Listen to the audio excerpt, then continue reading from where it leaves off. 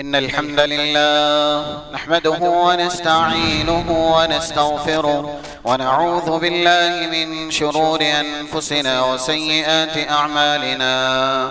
من يهده الله فلا مضل له ومن يضلل فلا هادي له، وأشهد أن لا إله إلا الله وحده لا شريك له، وأشهد أن محمدًا عبده ورسوله. يا أيها الذين آمنوا اتقوا الله حق تقاته ولا تموتن إلا وأنتم مسلمون. يا أيها الناس اتقوا ربكم الذي خلقكم من نفس واحدة وخلق منها زوجها وبث منهما رجالا كثيرا ونساء، واتقوا الله الذي تساءلون به والأرحام إن الله كان عليكم رقيبا. يا أيها الذين آمنوا اتقوا الله وقولوا قولا سديدا يصلح لكم أعمالكم ويغفر لكم ذنوبكم، ومن يطع الله ورسوله فقد فاز فوزا عظيما. أما بعد، فإن خير الحديث كتاب الله، وخير الهدي هدي محمد صلى الله عليه وسلم، وشر الأمور محدثاتها، وكل محدثة بدعة، وكل بدعة ضلالة، وكل ضلالة في النار. قال الله سبحانه وتعالى في كلامه المجيد: أعوذ بالله من الشيطان الرجيم. لكن الرسول والذين آمنوا معه جاهدوا بأموالهم وأنفسهم وأولئك لهم الخيرات وأولئك هم المفلحون.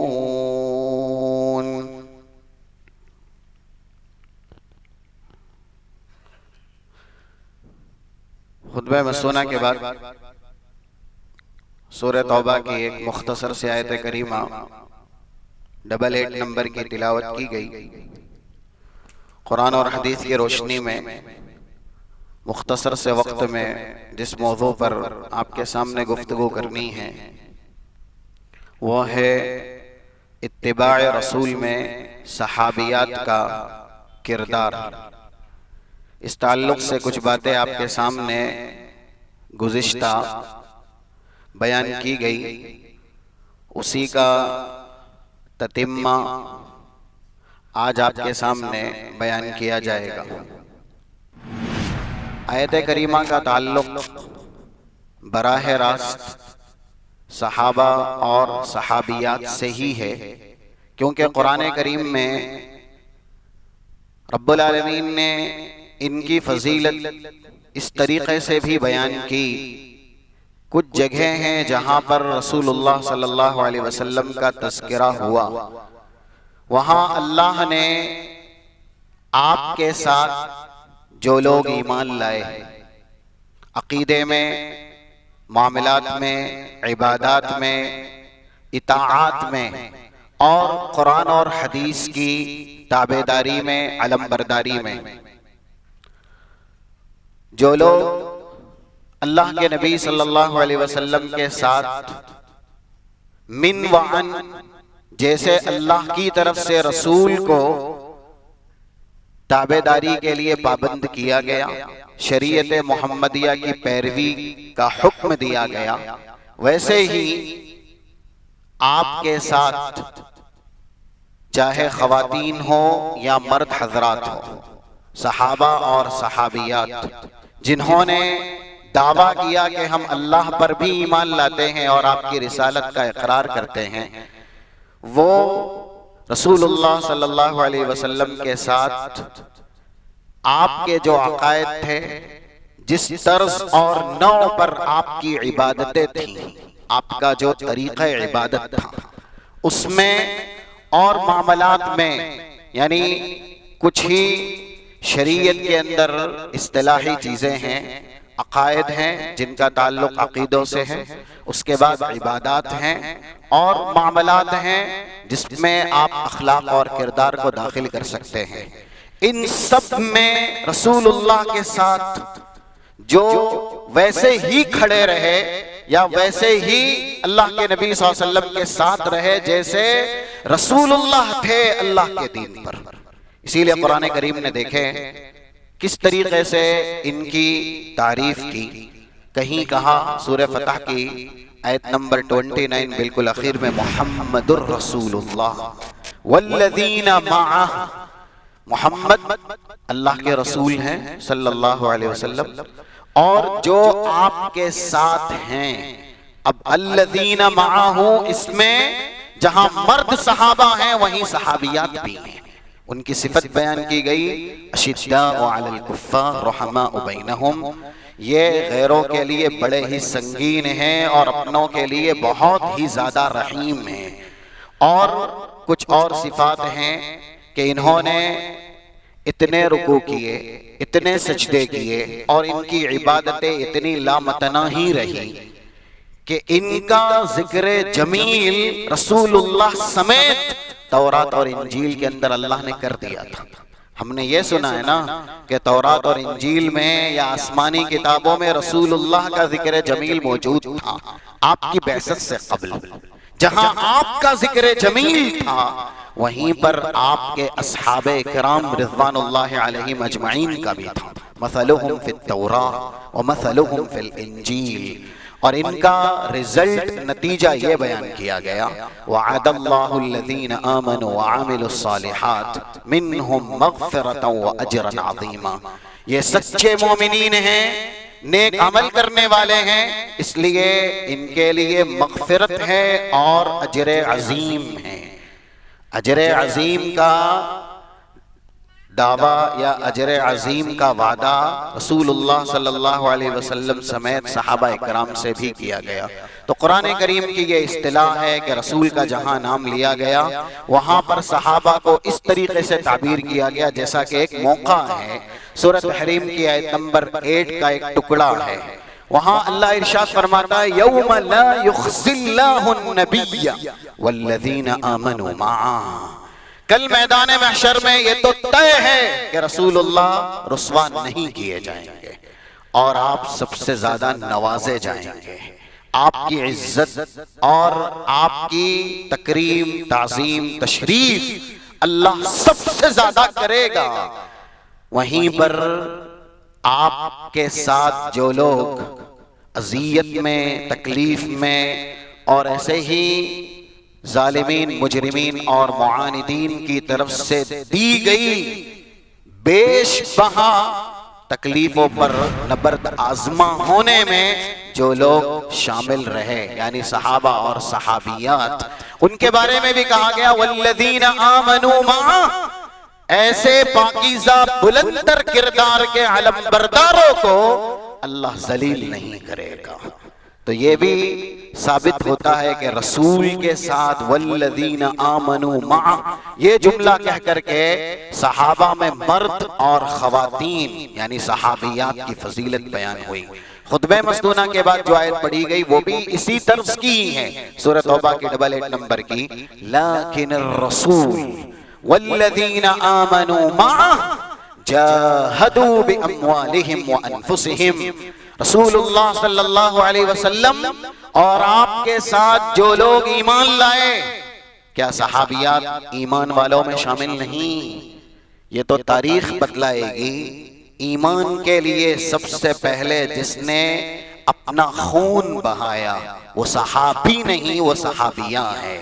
جیسا کہ یہ بات آپ کے سامنے آ چکی ہے اور ابن ماجہ کی روایت اس کے اوپر دلالت بھی کرتی ہے 150 نمبر کی، اور مزید اگر صراحت ہے تو سیر و اعلام النبلاء میں جلد نمبر 1 409 نمبر کا جو صفحہ ہے وہاں پر وہ صحابیہ کی فضیلت موجود ہے۔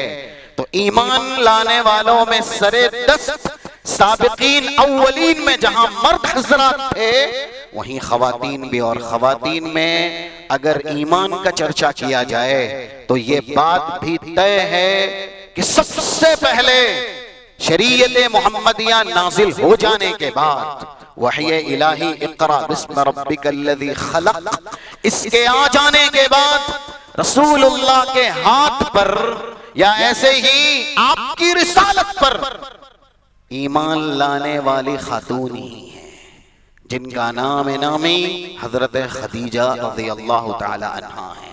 یہ مرد کیا، خواتین کیا، بچے کیا اور غلام کیا، اگر کسی سے یہ پوچھ لیا جائے کہ اسلام کی روشنی میں آپ بتائیے سب سے پہلے رسول اللہ پر، آپ کی نبوت و رسالت پر ایمان لانے والا کون ہے، تو جواب یہی ہوگا کہ وہ ہستی حضرت خدیجہ کی ہے۔ پھر بعد میں کہا گیا کہ بچوں میں یہ لائے، خواتین میں یہ لائی، اور نوجوانوں میں یہ لائے، غلاموں میں یہ لائے، وہ بعد میں ترتیب بتلائی گئی، لیکن سب سے پہلے ایمان خاتون نے لایا ہے حضرت خدیجہ، اسی لئے وہ فضیلت جو ان کو حاصل ہوئی وہ مجمع صحابہ میں کسی کو حاصل نہ ہو سکی۔ 2432 اور اس کے بعد کی حدیثیں صحیح مسلم کے اندر رسول اللہ صلی اللہ علیہ وسلم سے ہی کہا گیا آپ محو عبادت تھے غار حرا کے اندر، جبل نور کی ایک بڑی چوٹی ہے اس کے اندر آپ محو عبادت تھے، اور آپ کے توشے کا انتظام آپ کی زوجہ محترمہ کر رہی تھی دور دراز سے، اور بڑا سفر طے کر کے اذیت مشقت برداشت کر کے، اور ایسے ہی چلچلاتی تپش سورج کی انگیز کر کے بلند جگہ پر وہ خاتون رسول اللہ کا توشہ لے کر کے آیا کرتی تھی۔ اللہ کو یہ ادا بہت پسند آئی کہ رسول اللہ کی ایسی خدمت، پھر کیا ہوا اس ادا کا صلہ اور بدلہ، حضرت جبرائیل آئے، اللہ کے نبی سے کہا ابھی ابھی آپ کی زوجہ محترمہ آئیں گی اور ان کے ہاتھ میں آپ کا توشہ ہے، کھانے پینے کی چیزیں ہیں، اور یہ محنت ہے ان کی تاکہ آپ اللہ کی عبادت کریں، اسی میں مصروف رہیں۔ ہمارے یہاں خواتین کیا ہے، دنیا داری میں ان کو محو رکھا جائے، ایسے ہی جو شاپنگ سینٹر ہے وہاں کی زینت انہیں بنا دی جائے، یا ان کی فرمائشیں یہاں کھانے یہاں کے پکوان کھلائے جائیں، یہ ساری فرمائشیں ان کی پوری کی جائیں جن کا تعلق براہ راست دنیا سے ہے، تو ہم ان کے نزدیک اچھے ہیں۔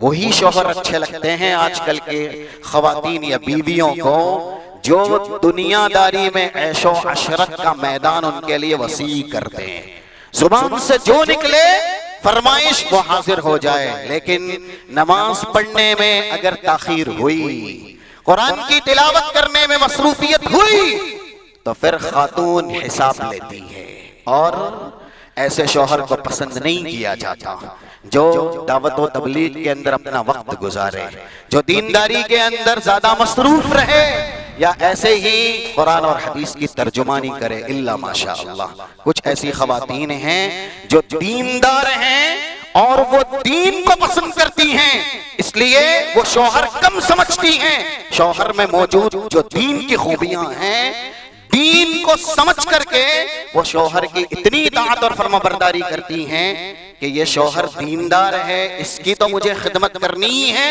بحیثیت بیوی، لیکن اس میں موجود جو دین کی خوبی ہے اس کی زیادہ کرنی ہے۔ اب یہ شوہر بھی ہے اور دیندار بھی ہے، اس لیے دوہرا حق ہے اس کی خدمت کرنے کا۔ ایسی سوچ آج کل کی خواتین میں نہیں ہے، حضرت خدیجہ میں تھی، اسی لیے یہ مزدہ بشارت انہی کو سنایا گیا۔ دیکھیے حضرت جبرائیل آئے اور رسول اللہ سے کہنے لگے آپ کی زوجہ محترمہ آپ کے لیے کھانا لے کے آ رہی ہیں تاکہ آپ کی عبادت میں ذرہ برابر آپ کو تکلیف نہ ہو، جب آ جائیں تو پھر کیا کریں؟ فقرا علیہا من ربہا السلام ومنی، پہلے تو اللہ کی طرف سے بعد میں میری طرف سے بھی ایسی پاکیزہ مقدس ہستی پر آپ سلام عرض کریں۔ اللہ کا سلام صرف حضرت خدیجہ پر ہی آیا ہے، ہاں حضرت جبرائیل کا سلام حضرت عائشہ پر آیا ہے، لیکن یہاں خدیجہ رضی اللہ تعالی عنہا پر اللہ کا سلام اور حضرت جبرائیل کا بھی سلام آیا۔ یہ فضیلت کسی مرد صحابی کو مل نہ سکی، اس لیے یہاں جو رسول کے ساتھ اللہ کہہ رہا ہے لیکن الرسول والذین آمنوا معہ جاہدوا باموالہم وانفسہم، رسول اور رسول کے ساتھ جو ایمان لانے والے تھے انہوں نے مجاہدہ کیا، بے انتہا محنت و مشقت کی، یہاں تک کہ جان کا اور مال کا نذرانہ بھی پیش کر دیا۔ کس لیے؟ تاکہ رسول کی رسالت کو دنیا کے اندر وسیع کیا جائے، رسول کی لائی ہوئی شریعت کی تبلیغ، تنشیر اور ترویج کی جائے۔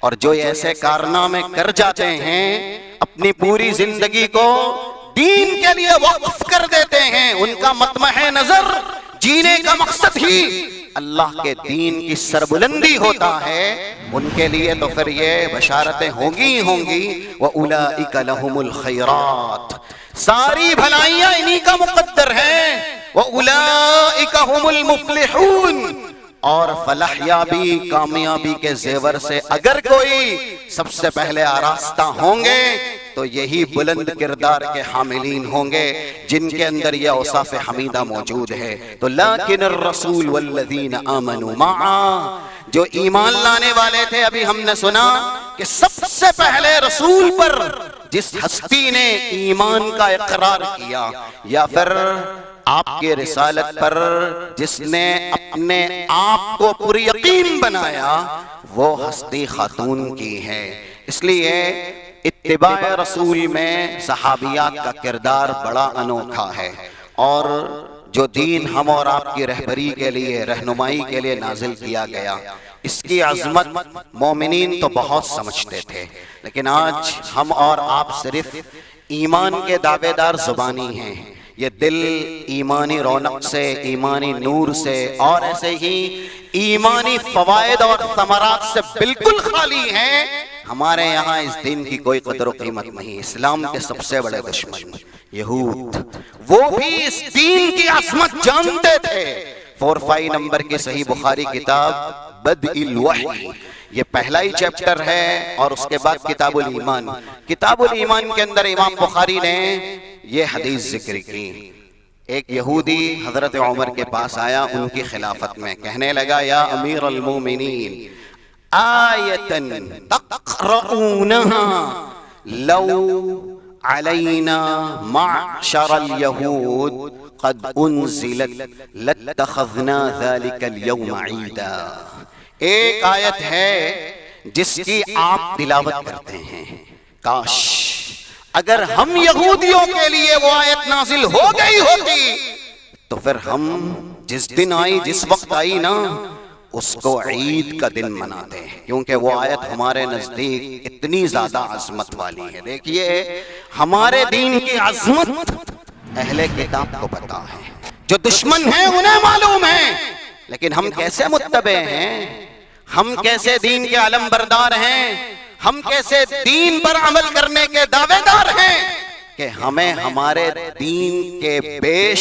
بہا موتی نہیں معلوم، ہمارے دین کی اہمیت، افادیت کیا ہے، اس کی سربلندی کیا ہے، اس کی وقعت کیا ہے، اس کی غیرت اور اس کی حمیت یا پھر اس کی عزت کیا ہے، یہ ہمیں نہیں پتا۔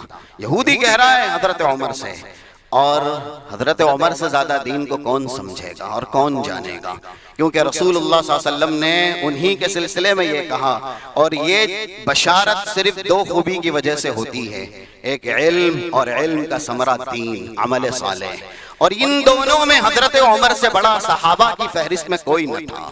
23902391 بہت بار ہم نے یہ حدیثیں سنی.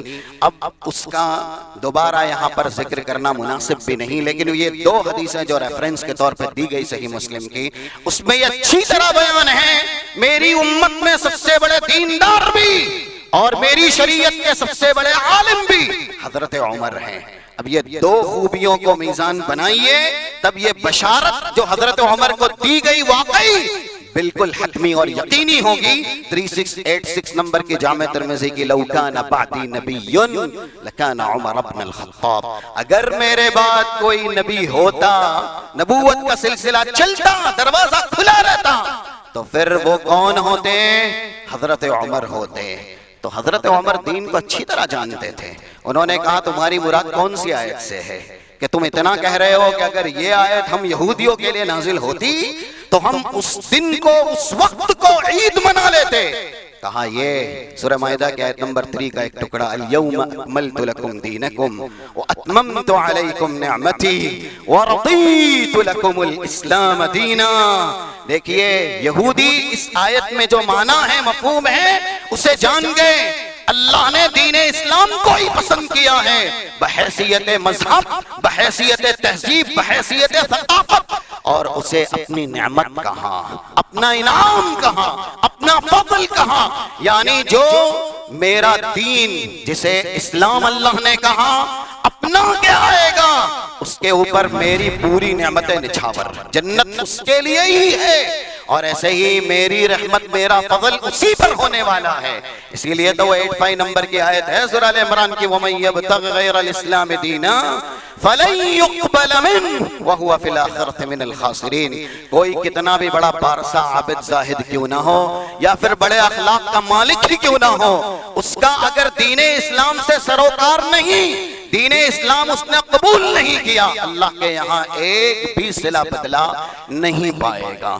حضرت عمر نے جب یہ سنا کہ اس آیت کے بارے میں وہ کہہ رہے ہیں تو جواب دیا، کہا ہم اچھی طرح جانتے ہیں، قد علمنا ان هذه الآیت این نزلت، یہ آیت کہاں نازل ہوئی ہمیں پتا ہے، والمکان الذی انزلت، اور وہ جگہ بھی ہمیں معلوم ہے جب یہ آیت نازل ہوئی، کس وقت ہوئی، کب ہوئی، کہاں ہوئی، ہمیں اچھی طرح معلوم ہے. جواب دیتے ہیں عرفہ کے میدان میں جمعہ کا دن تھا، رسول اللہ صلی اللہ علیہ وسلم پر یہ آیت نازل ہوئی. عرفہ کا دن حاجیوں کے لیے عید کا دن ہوتا ہے، اور ایسے ہی جمعہ ویسے ہی یوم العید ہے. تو جواب دیا گیا کہ تم کہہ رہے ہو کہ اس آیت کے نازل ہونے کو ہم عید منا لیتے. آلریڈی یہ آیت جب آئی ہے ایک عید نہیں، دو عید تھی. یہ جواب اہل علم ہی دے سکتے ہیں. اس سے یہ پتہ چلتا ہے کہ صحابہ کے نزدیک دین کی قدر و قیمت کیا تھی. لیکن ہمیں یہ بتلانا ہے کہ یہ ہمارا دین، جس کی تابعداری کا، جس کی اتباع کا اور جس کی علم برداری کا اللہ نے ہمیں سختی سے حکم دیا ہے کہ دیندار بنو، میری عبادت کے لیے پیدا کیے گئے ہو، میری عبادت کرو. ہم اور آپ کو یہ دین اپنانا چاہیے. اسی لیے رسول اللہ صلی اللہ علیہ وسلم کے صحابہ شان سے کہتے تھے، جیسا کہ 65 نمبر کی ہے ابن حبان کی حدیث ہے، ترکنا رسول اللہ صلی اللہ علیہ وسلم، اللہ کے نبی ہمیں اس حال میں چھوڑ کے گئے، دین پورا پورا سکھا کے گئے، یہاں تک کہ اگر آسمان میں پرندہ اڑ بھی رہا ہوتا تو لنا فیہ علم، اس کے تعلق سے بھی ہمیں علم تھا. یہ صحابہ کہہ رہے ہیں. اور 262 نمبر کی جو حدیث ہے صحیح مسلم کی، جس میں مشرکین کی طرف سے حضرت سلمان فارسی سے کہا گیا، قد علمکم نبیکم کل شیء حتی الخراء یا حتی الخراء، کیا تمہارے نبی نے تمہیں ہر چیز سکھائی؟ تو کہا ہاں، ہمارے نبی نے ہمیں آداب استنجا سے لے کر کے نماز پڑھنے کے طور طریقے تک بھی سکھائے ہیں. یعنی کوئی بھی چیز ایسی نہیں ہے جس کی حاجت یا ضرورت دنیا میں انسان کو لاحق ہو اور اس کے تعلق سے دین کے اندر وضاحت نہ ہو. یہ ہمارا دین ہے. اب آپ یہ دیکھیں کہ صحابیات نے یہ دین کیسے اپنایا. ایک حدیث ذکر کی جاتی ہے جو کہ صحیح بخاری کے اندر ہے 6550 اور ایسے ہی 6567 نمبر سے۔ وہ دو حدیثیں ہیں، کچھ الفاظ کم اور زیادہ ہیں، اس لیے اس کا ریفرنس دیا گیا۔ صحابیات دین کو اتنا اپناتی تھی، آج ہماری بھی مائیں ہیں، ہمارے گھر میں بھی خواتین ہیں، ہم سے کیا مطالبات کرتی ہیں، ہم سے کیا توقع رکھتی ہیں؟ جو ان کی سوچ ہے، جو ان کے نزدیک سب سے بہتر چیز ہے، اس کا ہی ہم سے مطالبہ کیا جاتا ہے، یا اس کی توقع اور اس کی امید کی جاتی ہے۔ صحابیات کے نزدیک سب سے بہتر شے کیا تھی؟ یہ حدیث سن لیجئے، اور اسی پر وہ اپنے بچوں کی تربیت کرتی تھی۔ آج شکایتیں ہوتی ہیں، یہاں تک کہ علماء کو بھی کہا جاتا ہے کہ ہمارے بچے شریر ہیں، ہمارے بچے نافرمان ہیں، نہ اللہ اور اس کے رسول کے ہی فرما بردار ہیں، نہ ہمارے ہی فرما بردار ہیں۔ تو جب آپ دین کی دال پر یا ایسے ہی دین کی تعلیمات پر اپنے بچوں کی تربیت نہیں کریں گے تو وہ بچے آپ کا مقام یا ایسے ہی آپ کے شوہر کا یعنی والد محترم کا مقام کیا جانیں گے؟ اور جو اللہ اور اس کے رسول کا مقام نہ جان سکا وہ اپنے آپ کو کیا پہچانے گا، اور وہ اوروں کو کیا پہچانے گا؟ دین پر ہمارے ہاں تربیت نہیں ہوتی، کیونکہ تعلیم ہی دین کی نہیں ہے۔ آج ہم اپنے دین سے جس قدر ناواقف ہے، دنیا میں کوئی بھی باطل مذہب، جو مذہب باطل ہے اس کے تعلق سے اس کے فرما بردار اتنے زیادہ ناواقف نہیں ہیں جتنے زیادہ سب سے زیادہ مقدس مذہب، برحق مذہب، اس کے ماننے والے اس کے تعلق سے ناواقف ہیں۔ آج ہمیں نہیں پتا ہمارا دین ہمیں کیسے اخلاق سکھاتا ہے، کیسے آداب سکھاتا ہے۔ اسی لیے تو چوری میں ہم زیادہ ہیں، ڈکیٹی میں ہم ہی آگے ہیں، بدکاری میں، فحشکاری میں ہم ہی دس سرے فہرست ہیں، اور ایسے ہی معاملات خراب کرنے میں، ایک دوسرے کا گریبان چاک کرنے میں، برسرے پیکاری میں، یہاں تک کہ مقام رتبہ لینے کے لیے ایک دوسرے کے جسم پر اپنے آپ کو کھڑا کر کے آگے کرنے والے، روند کر کے نکل جانے والے، پیروں تلے لوگوں کی عزت کو چکنا چور کر دینے والے کون ہیں؟ اہل اسلامی ہیں۔ آج جتنا اختلاف ہم میں ہے، اور اختلاف کو جتنی ہوا ہم دیتے ہیں، جتنی نفرت ہم میں ہے، اور ایسے ہی ایک دوسرے کے خلاف یہ زبان جو کہ غیبت کرتی ہے، مذموم القاب نکالتی ہے، سب و شتم کرتی ہے، لعن طعن کرتی ہے، کن کے یہاں ہیں؟ ہمارے یہاں ہی ہیں۔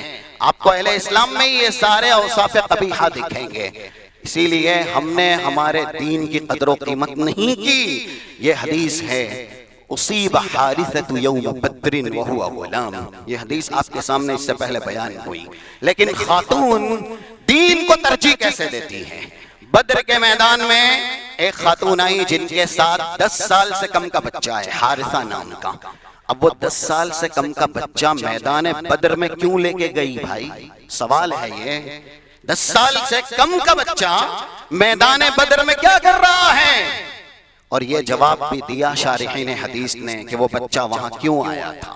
وہ بچہ وہاں یہ سیکھنے آیا تھا کہ یہاں پر جو اسلام کے غازی ہیں، اسلام کے سپوت ہیں، اسلام کے مجاہد ہیں، اسلام کے لیے مر مٹنے والے ہیں، تمہیں بھی بڑے ہو کر کے ان کا کردار اپنانا ہے، ان جیسا بننا ہے۔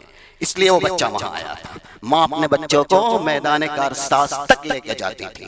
آج ہماری مائیں بازار میں اور ایسے ہی ان جگہوں پر لے کر کے جاتی ہیں جہاں پر جانا اسلامی نظریے سے بالکل درست اور صحیح نہیں ہے۔ حیا کا جنازہ نکلتا ہے، اسلام فروخت ہوتا ہے، گرد و پیش کے اندر گناہ کے مناظر ہوتے ہیں، مائیں اپنے بچوں کو وہاں لے کے جاتی ہیں۔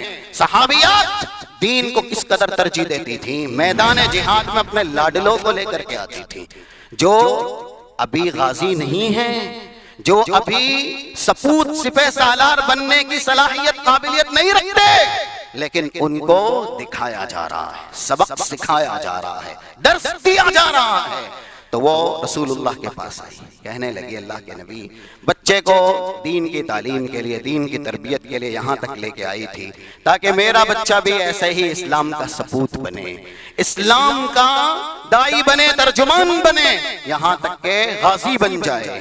لیکن اچانک ایک تیر کہیں سے آیا اور میرے بچے کو مجھ سے چھن گیا، اور یہ لاڈلا تھا، اکیلا تھا، اور آپ اچھی طرح جانتے ہیں قد عرفت منزلتا حارثة منی یا رسول اللہ، آپ کو بخوبی معلوم ہے کہ یہ بچہ میرے نزدیک کتنا عزیز تھا۔ ہر بچے اپنے ماں کو بہت پیارے ہوتے ہیں، اور وہ بہت چھوٹے تھے، اکلوتے تھے، اور والدہ سے جدا کر دیے گئے تھے۔ کہاں جدا کیے گئے وہ ہم نے سنا۔ اب رسول اللہ سے کیا چاہ رہی ہیں وہ؟ آج ہماری ماؤں کو، ہماری خواتین کو نہ دوزخ سے ڈر لگتا ہے، نہ جنت میں جانے کی کوئی توقع اور امید ہے۔ وہ جنت اور دوزخ کو صرف ایک ایسی شے سمجھتی ہیں جو کبھی سنی جائے اور سن کر کے فراموش کر دی جائے۔ اس سے زیادہ ہمارے یہاں جنت اور دوزخ کو اہمیت نہیں دی جاتی، لیکن جن کے ذہنوں میں یا جن کے سینوں میں ایمان راسخ ہوتا ہے، جو دین کے لیے مر مٹنے کا عزم اور یقین رکھتے ہیں، وہ پھر دوزخ کو کبھی بھلا نہیں سکتے، وہ جنت اپنی منزل کبھی فراموش نہیں کر سکتے۔ اسی لیے تو رسول اللہ نے کہا 2601 نمبر کی حدیث جامع ترمذی کی، میں نے کسی بھی شخص کو جو دوزخ سے بچنے والا ہے اور جنت میں جانے والا ہے سوتے ہوئے نہیں دیکھا، غفلت کی چادر سے تن کیے ہوئے نہیں دیکھا۔ ما رأیت مثل النار نام حاربها ولا مثل الجنت نام طالبها۔ ہم بھی تو یہ چاہ رہے ہیں نا کہ دوزخ سے بچ جائیں اور جنت میں چلے جائیں، لیکن رسول اللہ کیا کہہ رہے ہیں؟ جن کی یہ آرزو ہے، جن کی یہ دیرینہ خواہش ہے، وہ سوتے کم جاگتے زیادہ ہیں، وہ بیدار ہی رہتے ہیں، غفلت کی چادر کبھی زیب تن ہونے نہیں دیتے۔ رسول اللہ سے کہتی ہیں وہ خاتون اللہ کے نبی، یہ بچہ چلا گیا، لیکن آپ سے صرف ایک سوال پوچھنا ہے کہ یہ بچہ جس کی میں نے یہ تربیت کی یا عزم کیا تھا کہ اسلام کا سپوت ہوگا، یہ اسلام کا غازی ہوگا، اور ہمارا دین دیکھیے الحمدللہ ایسا دین ہے، اگر آپ عزم کر لیں، یقین کر لیں، اگرچہ وہ کام آپ نہ کر سکیں تو بھی آپ کو پورے کام کرنے کا ہی اجر دیا جاتا ہے۔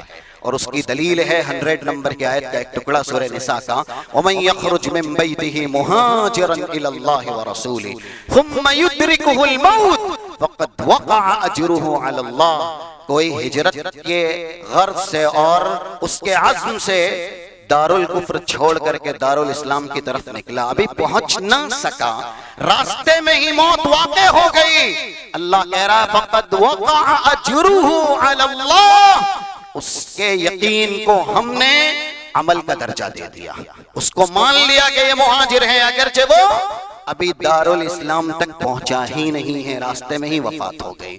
تو رسول اللہ سے کہتی ہیں اللہ کے نبی، میں نے تو عزم کیا تھا کہ بچے کو یہ بنانا ہے، اسی لیے یہاں لے کے آئی، لیکن اچانک تیر آیا اور یہ بچہ مجھ سے جدا ہو گیا، اب آپ بتائیں اس کے بدلے مجھے جنت ملے گی؟ رسول اللہ ارشاد فرماتے ہیں، پہلے آپ نے کہا آپ کا فرزند ابھی بروقت وَإِنَّهُ الْآنَ لَفِي جَنَّةِ الْفِرْدَوْسِ، جنت الفردوس کے بالا خانوں میں ہیں۔ یہ ہیں مائیں اپنے دین کی صلاحیت اور قابلیت کی وجہ سے، اور ایسے ہی دین کی الفت و محبت کی وجہ سے خود جنتی ہوتی ہیں، بچوں کو جنتی بناتی ہیں۔ اور جن ماؤں میں دین کی الفت نہیں، محبت نہیں، دین کی تعلیم کا ذوق اور شوق نہیں، نہ وہ جنتی بن سکیں گی، اللہ نہ کرے، نہ ان کی اولاد جنتی بن سکے گی۔ اسی لیے جب وہ ماں پوچھتی ہے کہ بچہ کہاں جنت الفردوس کے بالا خانے میں، اب مجھے جنت ملے گی کیونکہ اس کی تربیت پوری نہیں ہو سکی، عزم تھا میرا۔ رسول اللہ کہتے ہیں انہا جنان کثیرہ اجنت واحدت ہی، آپ ایک جنت حاصل کرنے کا سوال کر رہی ہیں، اپنے بچے کی ایسی تربیت کرنے کے عزم پر ابھی مجھے بتلایا گیا آپ کے لیے ایک جنت نہیں، کئی جنتیں اللہ نے تیار کر دی ہیں۔ یہ ہے صحابیات جو اتباع رسول میں نمایاں کردار رکھا کرتی تھیں، رسول اللہ کی اتباع کرتی تھیں۔ اور دیکھیں ایک موقع سے اللہ کے نبی صلی اللہ علیہ وسلم نے قرآن کی آیتیں پڑھی، آج اس کا ہمارے یہاں سب سے زیادہ فقدان ہے۔ اور دیکھیے رشتے ناتے جن کی حیثیت وقعت کچھ بھی ہو، ہم ہمیشہ ان کو ترجیح دیتے ہیں، لیکن اسلامی آداب کو پیروں تلے روندتے ہیں، اللہ کی دی گئی تعلیمات کو ہم فراموش کر دیتے ہیں۔ رسول اللہ صلی اللہ علیہ وسلم نے جب یہ آیت پڑھی، جیسا کہ 59 نمبر کی ہے سورہ احزاب کی، یا ایھا النبی قل لازواجک وبناتک ونساء المؤمنین یدنین علیہن من جلابیبہن، نبی سب سے پہلے آپ اپنی بیویوں کو، دیکھیے جو انسان بڑا ہوتا ہے اس کے یہیں سے بڑائی کا آغاز بھی ہوتا ہے، انا اول المسلمین انا اول المؤمنین، اسلام لے کے آیا، ایمان کا اظہار کیا، تو رسول اللہ کہہ رہے ہیں سب سے پہلا مسلم بھی میں اس امت میں، اور سب سے پہلا مومن بھی میں، کیونکہ آغاز مجھ سے ہی ہونا ہے۔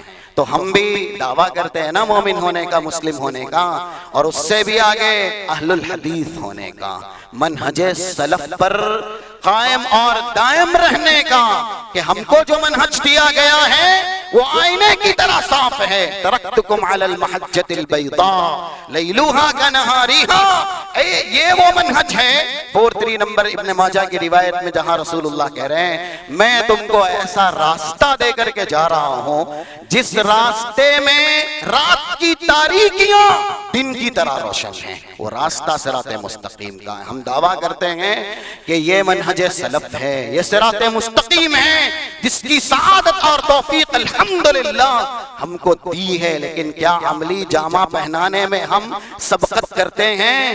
عملی جامہ پہنانے میں اولیت اختیار کرتے ہیں؟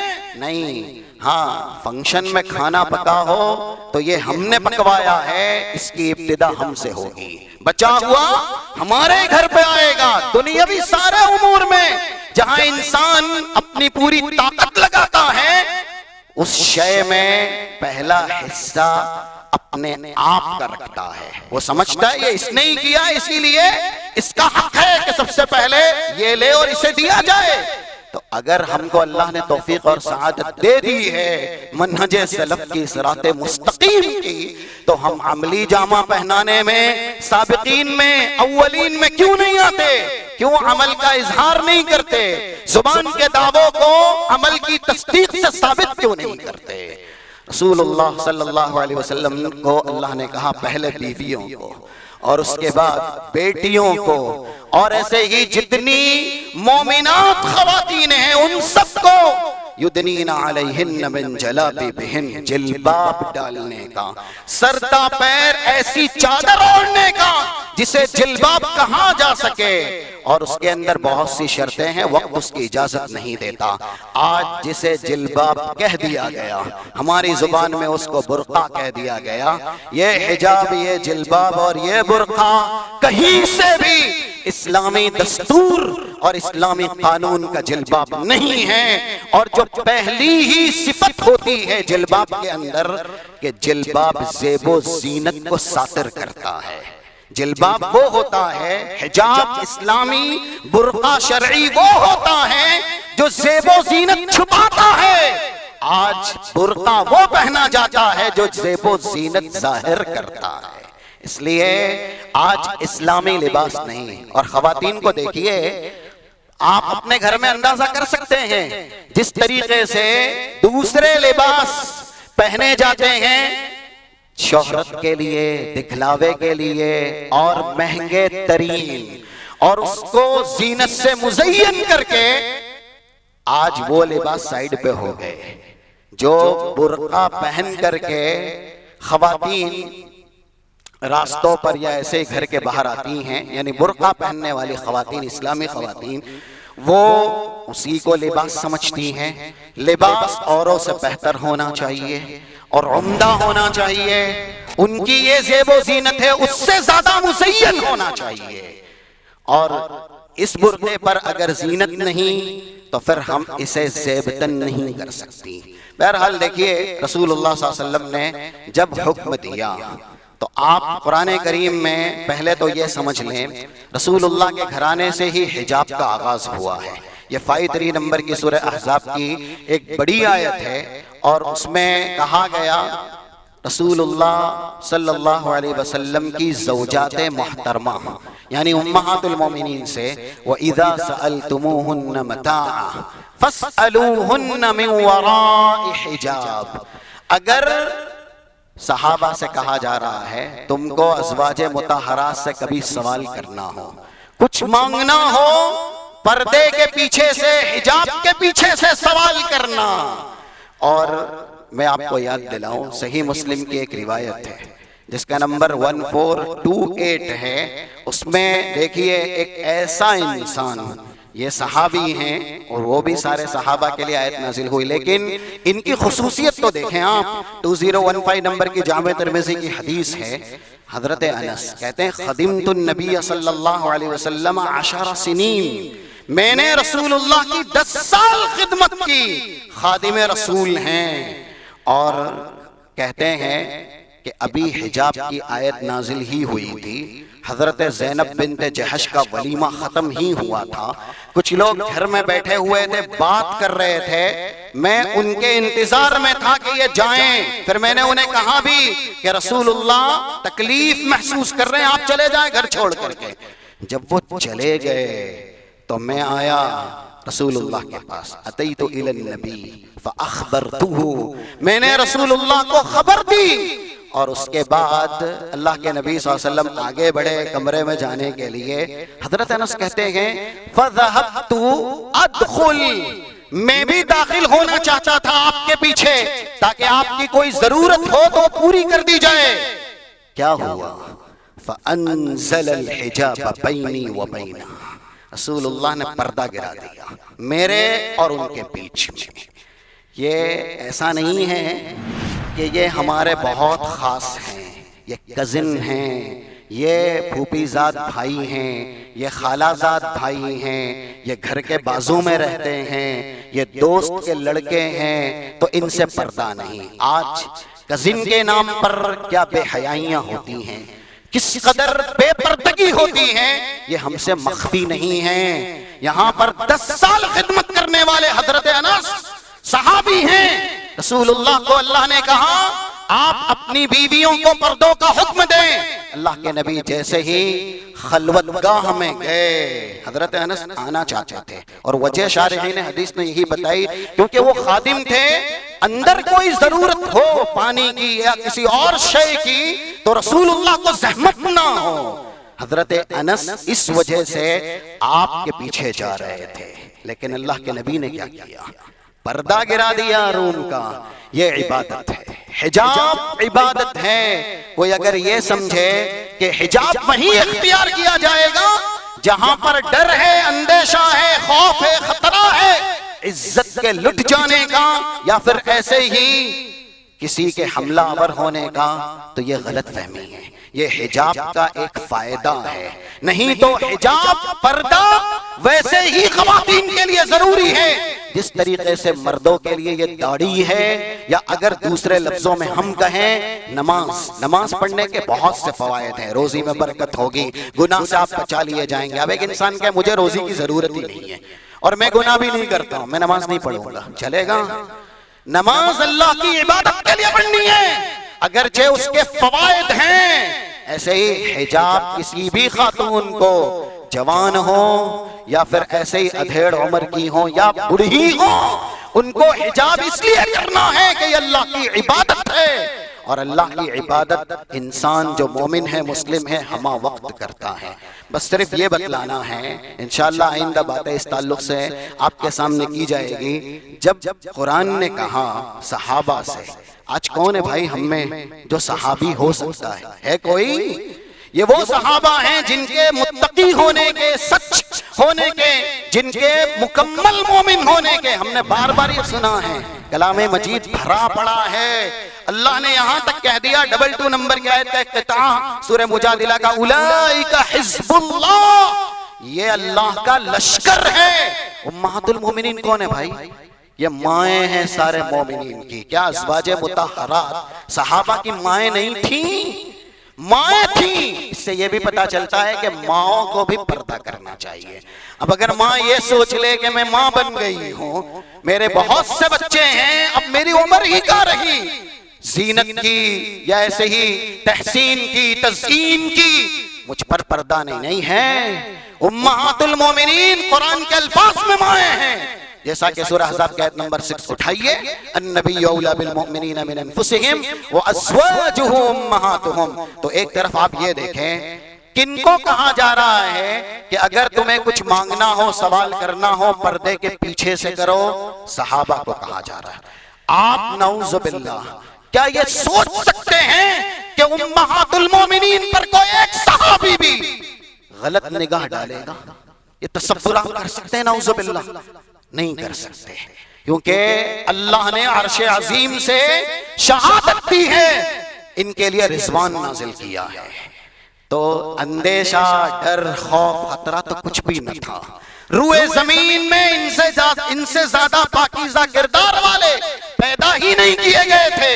پھر بھی پردے کا ایسوں کو حکم دیا گیا، کیونکہ شریعت جہاں گناہ مٹاتی ہے وہاں امکان گناہ کو بھی مٹاتی ہے. گناہ ہونا جہاں ممکن ہوتا ہے شریعت اس کے سارے راستوں کو مسدود کر دیتی ہے. اللہ کہہ رہا ہے کہ جب یعنی صحابہ تمہیں ازواج مطہرات سے کچھ مانگنا ہو، من ورائے حجاب، پردے کے پیچھے سے مانگو، ذالکم اطہر لقلوبکم وقلوبہن. اب دیکھیے یہ تمہارے دلوں کے لیے، ان کے دلوں کے لیے سب سے زیادہ باعث طہارت ہے. ارے جن کے دل کی طہارت، جن کے دلوں میں تقوی موجود، اس کی شہادت اللہ نے عرش عظیم سے دی. اولئک الذین امتحن اللہ قلوبہم للتقوی والزمہم کلمۃ التقوی وکانوا احق بها واہلها. اور ازواج مطہرات کے بارے میں تو یہ آیت ہے جیسا کہ 3334 نمبر کی سورہ احزاب، انما یرید اللہ لیذھب عنکم الرجس اہل البیت ویطہرکم تطہیرا.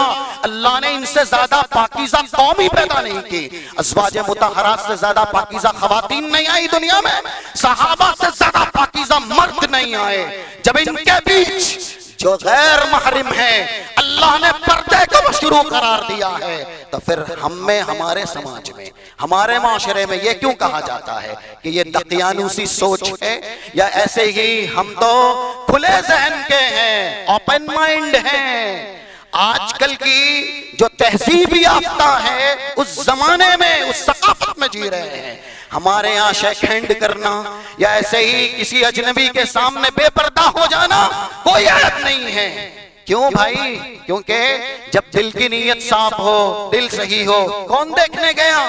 ان کی دل کی نیت صاف ہے، صحیح ہے. جن کے دلوں کی صفائی اللہ نے عرش سے بیان کر دی، ان کو تو کہا کہ ایک دوسرے سے پردہ کرو. اور آج فتنوں کے زمانے میں شیطنت، نجاست اور خباثت کرنے والے لوگوں کے بیچ ایک انسان جو صاحب اسلام ہیں وہ یہ کیسے کہہ سکتا ہے کہ میں پردے کو دقیانوسی تہذیب سمجھتا ہوں؟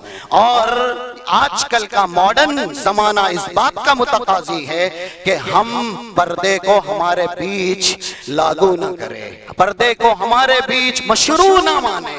اگر یہ پردہ ہمارے سماج سے، گھرانے سے اٹھ گیا اللہ کے بندو، تو پھر بے حیائی سینوں میں پیوست ہو جائے گی. اور جب بے حیائی سینوں میں پیوست ہوگی ایمان کا جنازہ نکل جائے گا. 58 نمبر کی آیت ہے، آج یہی ریزن، 58 نمبر کی حدیث مستدرک حاکم کی، کہ ایمان اور حیا ایک ساتھ رہتے ہیں. جب حیا جاتی ہے تو ایمان لے کے جاتی ہے. اذا رفع احدہما بالآخر، ایک گئی تو دوسرا بھی. آج ہمارا ایمان نہیں ہے کیونکہ ہمارے یہاں حیا نہیں ہے. اور حیا اس لیے باقی نہیں کہ ہم نے جو اسلامی آداب ہیں خاص کر کے حجاب کے، اس کو ملحوظ خاطر نہیں رکھا، اسے اہمیت ہی نہیں دی. ہمارے لیے اللہ پہلے، رسول اللہ پہلے، دین پہلے. اور یہ بھی آپ اگر سرچ کریں تو اچھی طرح رزلٹ کے طور پر جانیں گے ہم کتنے بد نصیب ہیں جو اتنا پاکیزہ مذہب دیے گئے اس مذہب کی تعلیمات کو رونتے ہیں اور اس مغرب کی تہذیب کے دلدادہ بنتے ہیں. وہ مغرب کے تہذیبی ثقافت کے علم بردار جب مذہب اسلام کی حقانیت کو پڑھنے لگ گئے اور ان کے سامنے مذہب اسلام کی پاکیزہ تعلیمات آئی تو برہنگی کر کر کے انہوں نے جو نقصانات انگیز کیے اس سے توبہ کر لی. وہ خود باحیا ہو گئے، انہوں نے ہمارے حجاب کو اپنا لیا۔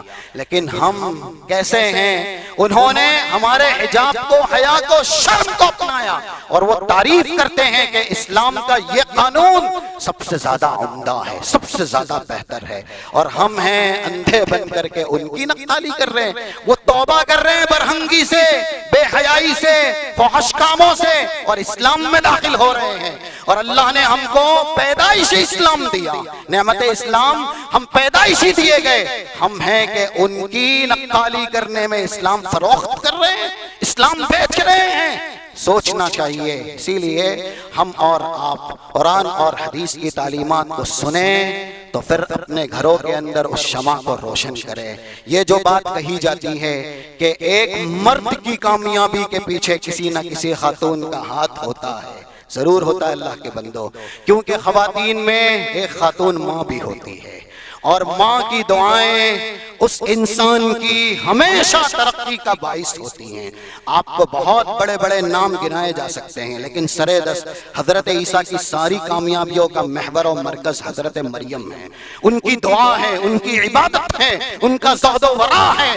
تو جہاں یہ کہا جاتا ہے کہ کسی مرد کی کامیابی کے پیچھے ایک خاتون کا ہاتھ ہوتا ہے، بالکل صحیح ہے، لیکن آپ یہ بھی اچھی طرح جانیں کہ کسی ایک خاتون کی ناکامی کے پیچھے، اس کی بے غیرت اور بے حیا ہو جانے کے پیچھے ایک دیوس مرد کا ہاتھ ہوتا ہے۔ جب ہم اسلامی فرائض سے بہت زیادہ دور کر دیے جاتے ہیں، یا ایسے اسلامی تعلیمات سے بہت دور کر دیے جاتے ہیں، ہم نہ اللہ کو، رسول اللہ کو اپنے ذہن و دماغ میں بساتے ہیں، اسلامی تعلیمات کو اپناتے ہیں، تو پھر ہمارے ساتھ یہی سب کچھ ہوتا ہے۔ آج اسلامی تعلیمات زندگی سے دور ہے، نہ ہم سیکھتے ہیں نہ سمجھتے ہیں۔ اس لیے یہ بے حیائیوں کی جہاں خواتین ذمہ دار ہیں، ان سے زیادہ جو ان خواتین کے مربی ہیں، ضامن ہیں، محافظ ہیں، وہ ان سے بڑے ذمہ دار ہیں۔